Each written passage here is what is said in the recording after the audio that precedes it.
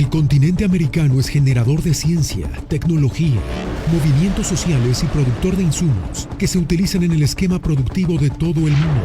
Con todo esto, América es generadora de importantes noticias. Magnética FM y Voz de América presentan Buenos Días América, el informativo más completo y trascendente de este continente. Bienvenidos. Buenos Días América. Good morning, America. Bienvenidos.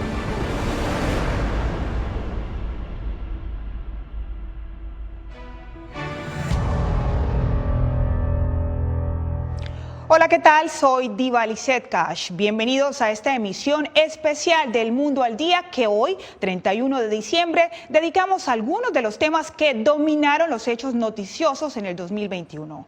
Comenzamos con el mayor avance para frenar la tragedia causada por el COVID-19. Tras más de un año de pandemia a comienzos del año, el mundo comenzó a ver la luz al final del túnel con la fabricación de una vacuna. Pero la politización alrededor de la inmunización sigue frenando la lucha contra este mal, como nos cuenta José Pernalete.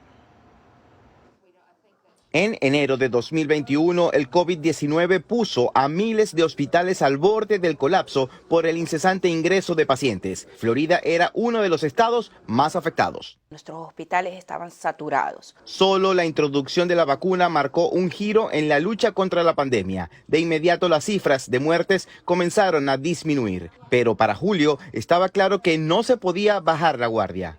Pero ahora un grupo poblacional mucho más joven estaba completamente expuesto al virus y esto llevó a una alta tasa de hospitalización en los grupos menores de 30 años. A este reto se sumaron las mutaciones del virus, la rebelión de quienes rechazan la vacunación y la politización del tema, que incluso involucró una batalla jurídica por el uso de tapabocas en las escuelas, justo en uno de los estados con niveles más altos de muertes y contagios, Florida. Han venido a la junta escolar y me han dicho que les ha resultado muy difícil a sus hijos pequeños tener que sentarse allí durante 8 horas con la mascarilla. La politización de la lucha contra el COVID mantuvo bajo cuestionamiento la evidencia científica y justo en los estados donde más se debatieron las medidas, la negativa a la vacunación y a la prevención se tradujeron en mayor número de muertes y hospitalizaciones. Para tomar decisiones que o complacen a los votantes o complacen al político. Y se ha olvidado un poquito de la razón fundamental por la cual estas decisiones se tienen que tomar, que es la biología. Sobre todo porque a finales de 2021 apareció Omicron, la variante que llegó como una nueva alerta al mundo de que la lucha contra el COVID-19 aún no ha terminado. José Pernalete, Voz de América, Miami. Y a pesar de las grandes campañas para masificar la inmunización, los hispanos en Estados Unidos también han sido reacios a la vacuna. Estas son las razones que dieron expertos. Adriana Arévalo.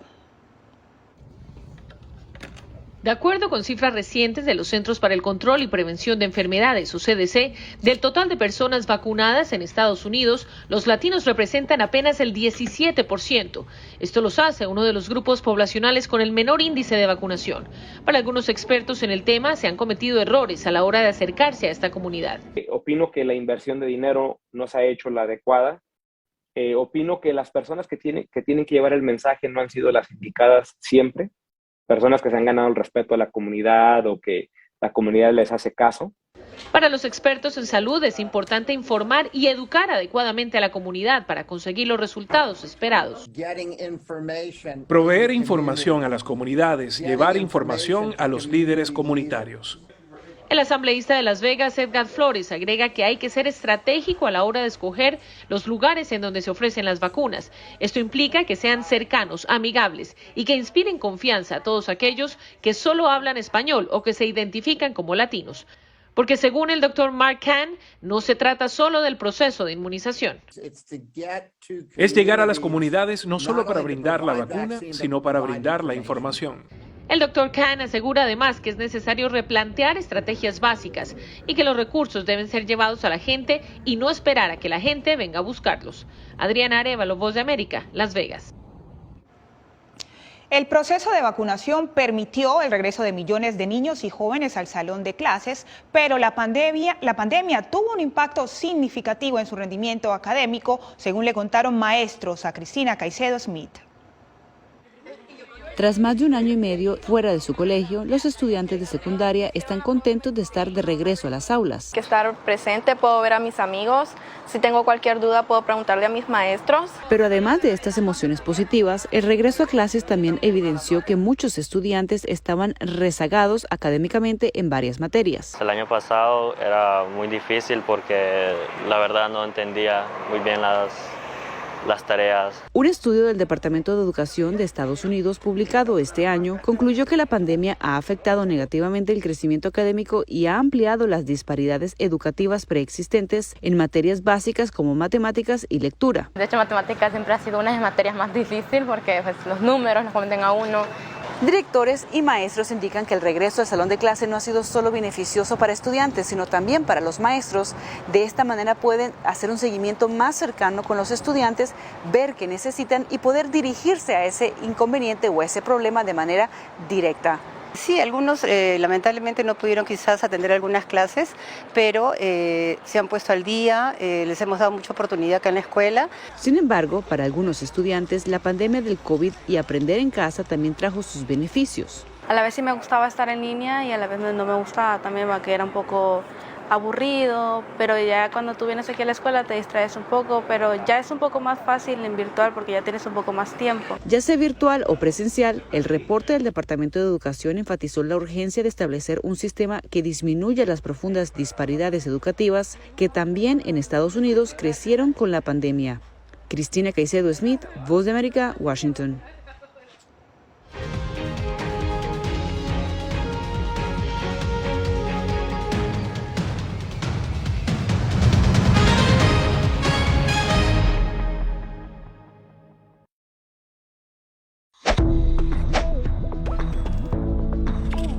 La Organización Mundial de la Salud asegura que las mascarillas son esenciales para eliminar la transmisión del nuevo coronavirus y salvar vidas. Por ello, recomienda su uso cuando se está en lugares concurridos, donde no se pueda mantener el distanciamiento social y en lugares con poca ventilación.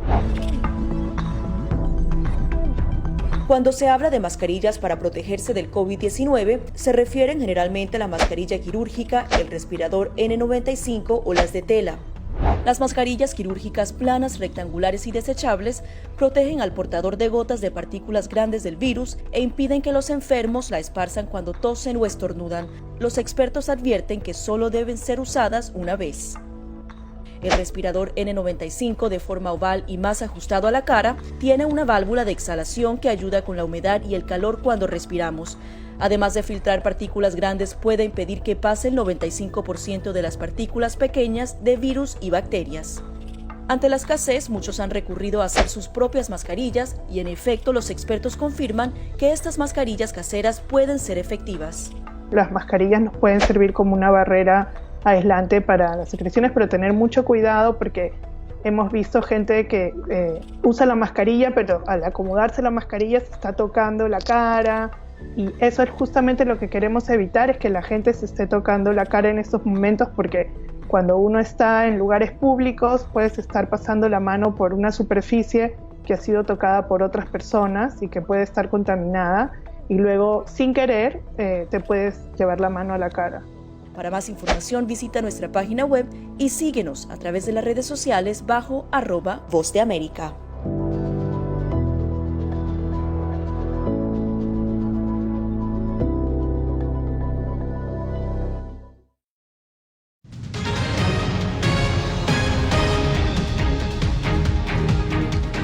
El tema migratorio fue uno de los retos que dominó la agenda del mandatario Joe Biden en 2021. Cada paso dado por la Casa Blanca para instaurar un sistema más humano hacia los migrantes reveló la complejidad del reto.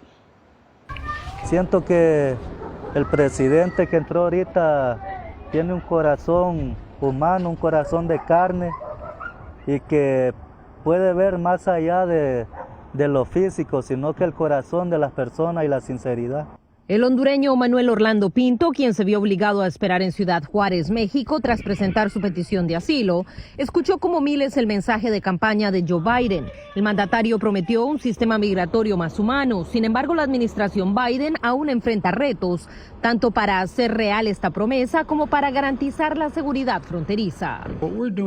Lo que estamos haciendo ahora es intentar reconstruir el sistema que pueda adaptarse a lo que está pasando hoy. Según Guadalupe Correa Cabrera, profesora asociada de Política y Gobierno en George Mason University, la administración Biden ha tenido que ajustarse a la profunda complejidad que implica el reto migratorio.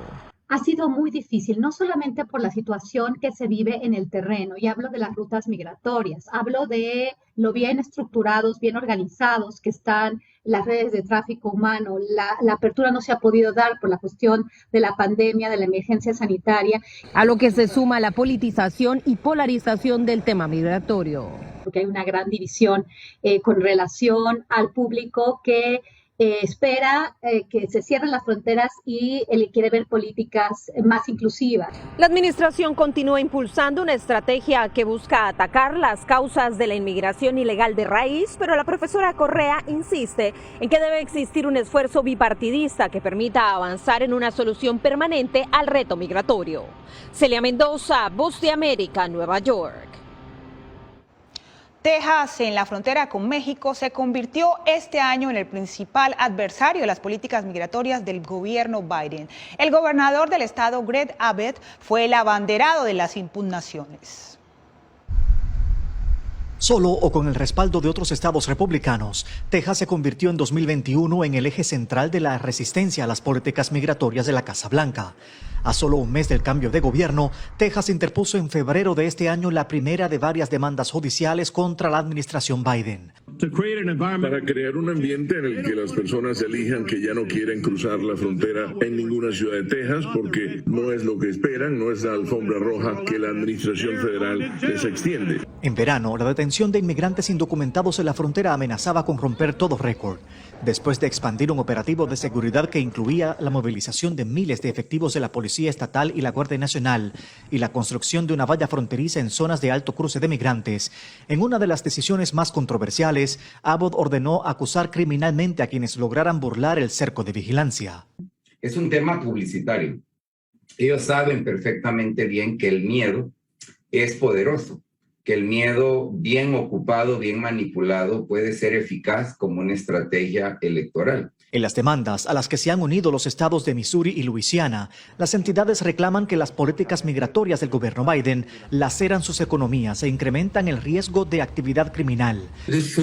Esto debería venir de Washington, D.C., no de Austin. Pero en ausencia de cualquier esfuerzo significativo por parte de la administración Biden para asegurar nuestras fronteras, entonces eso se convierte en una obligación del gobierno estatal de hacer lo que puedan hacer. Ante el creciente número de cruces irregulares, el gobierno tejano ha reiterado que continuará con la adopción de disposiciones que contradicen las políticas migratorias de la Casa Blanca. Arnaldo Rojas, Voz de América. Y en la frontera colombo-panameña, el temido tapón del Darién se convirtió en un cuello de botella que exige atención de los gobiernos del mundo para hacer frente al reto migratorio, como nos informa Yair Díaz. Mi sueño es llegar a otro país que sea mejor. Como Rubén de Ríos, miles de migrantes, la mayoría haitianos, llegan a Colombia con la esperanza de dar un paso más en su sueño de llegar a Estados Unidos. Nosotros queremos una vida mejor. No todos provienen directamente de Haití, pues algunos ya han vivido por años en Chile y Brasil. Sostienen que su situación es tan desesperante que están dispuestos a arriesgarlo todo. Morir hoy, morir mañana, algún día será morir igual. Y es que el alto costo económico de la travesía parece lo de menos ante los peligros de cruzar una de las selvas más agrestes del planeta, el tapón de El Darién. Los migrantes saben que serán presa fácil de los grupos armados ilegales, los traficantes humanos y de los coyotes que operan en la zona, entre ellos el Clan del Golfo. Tenemos claro una operación. Estamos en la operación Agamenón de manera permanente sobre esta estructura. Pero las razones no disuaden a los migrantes y Necoclí se ha convertido en un cuello de botella en la cadena migratoria a lo largo de todo el continente. Estoy esperando, no sé si hay alguna organización que pueda hacer algo para nosotros, los inmigrantes, para poder tomar el barco desde aquí, para llegar hasta Panamá, para evitar la selva. Al cierre del 2021, 30.000 migrantes aún estaban represados en Necoclí. Tanto los gobiernos de Colombia como Panamá claman por una respuesta unida de la comunidad internacional, pues la complejidad del reto requiere soluciones que mitiguen las raíces de la masiva migración continental. Jair Díaz, Voz de América, Bogotá.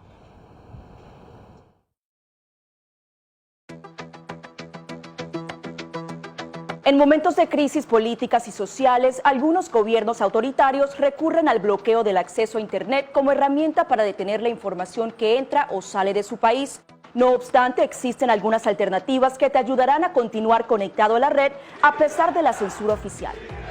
Una de las más efectivas es el VPN o red virtual privada por sus siglas en inglés. La VPN pretende simular que la persona está en otro lugar del mundo y no en el país que esté restringiendo el acceso a Internet, de manera que es incapaz de detectar esa conexión interna y así se puede utilizar Internet con normalidad.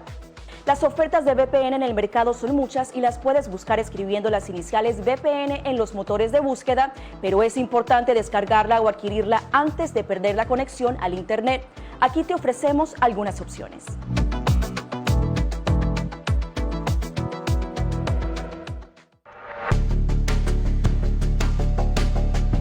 Durante el brote del COVID-19, los estafadores pueden tratar de aprovecharse de personas vulnerables a través de diversos métodos que van cambiando con frecuencia. Es posible que lo contacten por teléfono, correo electrónico, mensajes de texto, correo postal o redes sociales. Ten cuidado con ofertas de kits de supuestas pruebas caseras, curas milagrosas o pruebas inmediatamente accesibles. Response Act has made coronavirus testing more accessible immediately.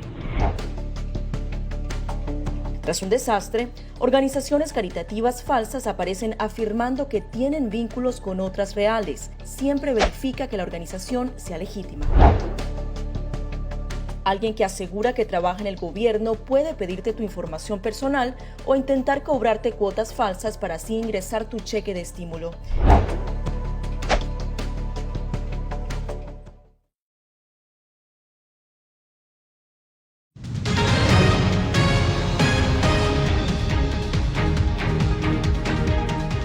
En medio de la polarización política, unos de cal y otros de arena. Así han sido los pasos dados por la administración Biden en el de 2021. Jorge Agobián exploró con expertos lo bueno, lo malo y los retos que le esperan a la administración en el nuevo año. El manejo de la pandemia, destacan los expertos, es el principal punto positivo del gobierno de Biden en 2021. Desde el punto de vista del manejo de los temas científicos versus la política. El tema de la vacunación, el tema de poder comprar más vacunas. Pero en la incansable batalla, las secuelas de la crisis económica ocasionada por la pandemia le restan ventaja al mandatario. En 2021, el país experimentó la mayor tasa inflacionaria en 2 décadas, algo que era previsible y que no será estacionario, según Biden. Por más que quieran ocultarlo, el norteamericano promedio en varias encuestas ha demostrado que siente que la inflación le está afectando muchísimo y culpa a esta administración. El demócrata, quien en marzo contaba con una aceptación del 59%, cerró el año en 44%, según una serie de encuestas de la agencia Reuters e Ipsos. Que debe preocupar a la Casa Blanca. La forma como fueron retiradas las tropas de Afganistán y el impacto de la inflación, coinciden los analistas, se reflejaron en esos sondeos. Yo creo que si la popularidad del presidente sigue muy baja, la popularidad de la vicepresidenta sigue mucho más baja en niveles históricos, va a ser muy difícil ser reelectos en el 2024 y obviamente el próximo año va a ser complicado mantener para ellos el control de la Cámara de Representantes y del Senado. El presidente tiene oposición dentro y afuera de su partido, que le ha hecho mucho más difícil pues lograr cualquier tema de su agenda. En el área migratoria, 2021 cerró con la intención frustrada de Biden de otorgar un camino a la ciudadanía a millones de inmigrantes, debido a las pugnas políticas en el Congreso. Los analistas coinciden en que el complejo tema migratorio requiere acciones de fondo, cuyos frutos tardarán años. Jorge Agobián, Voz de América.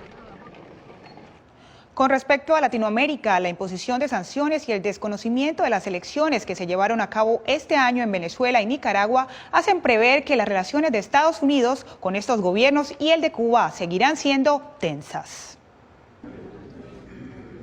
Farsa electoral y pantomima fueron los calificativos usados por la administración de Joe Biden para referirse a los comicios en los que el presidente de Nicaragua, Daniel Ortega, fue reelecto para un cuarto mandato. Pero no solo hubo palabras, también acciones. Estados Unidos prohibió el ingreso a su territorio a Ortega, a su esposa Rosario Murillo y a miembros de su gabinete por atentar contra las instituciones democráticas de su país y por violar los derechos humanos. Y eso es lo que ha pasado en Nicaragua. Se han robado la elección. Eso hay que dejarlo muy claro. Es una dictadura ese país en este momento. Ortega respondió a estos señalamientos acusando a Estados Unidos de conspirar contra Nicaragua, Venezuela y Cuba. El actual presidente de los Estados Unidos debería avergonzarse. Deberían de pedir perdón por los crímenes que han cometido en Nicaragua, en América Latina y en el mundo. Desde Venezuela, el oficialismo insiste en exigir que Estados Unidos retire las sanciones que pesan sobre sus funcionarios y sobre la petrolera PDVSA, pero se ha mostrado abierto a conversaciones. Vamos a plantear en la Mesa de México la apertura de un diálogo directo con el gobierno de los Estados Unidos para atender todos los asuntos bilaterales. Sin embargo, la reiterada respuesta de la Casa Blanca ha sido estar dispuesta a revisar sanciones solo si la administración de Maduro da pasos firmes hacia unas elecciones presidenciales y parlamentarias libres. Sin embargo, continúa reconociendo al opositor Juan Guaidó como presidente interino. La solución a la situación en Venezuela tiene que ser una salida negociada y democrática.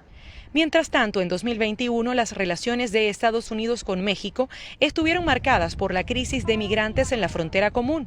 En el último año se alcanzó una cifra récord hasta octubre de 1.700.000 detenciones de ciudadanos que intentaban cruzar irregularmente a territorio estadounidense. Adriana Núñez Rabascal, Voz de América, Caracas.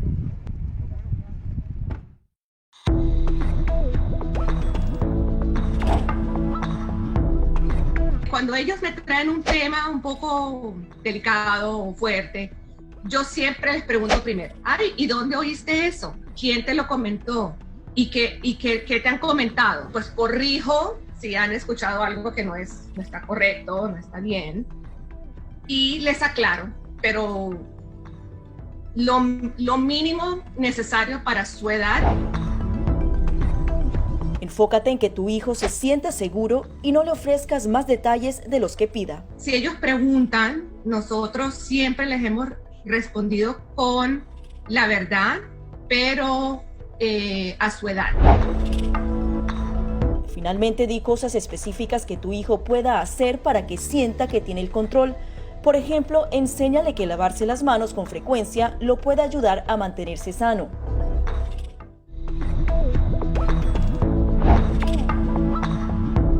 No permitas que interactúe con personas o animales fuera de la casa. Si una persona de la casa se enferma, evita que tenga contacto con tu mascota. Designa a un miembro de la familia o un amigo para cuidar a tu mascota a corto o largo plazo en caso de que tú no puedas. Limpia sus patas una vez que regreses a casa, pero no uses productos tóxicos para ellos como toallitas desinfectantes. Usa champú para bebés y aceite de coco en sus patas si notas picazón o sequedad. Prepara un kit de emergencia que incluya un suministro de medicamentos por 30 días y al menos 2 semanas de alimentos y otros suministros. Asegúrate de que todas las mascotas lleven collares y etiquetas con información actualizada como nombre, número de teléfono y necesidades médicas urgentes.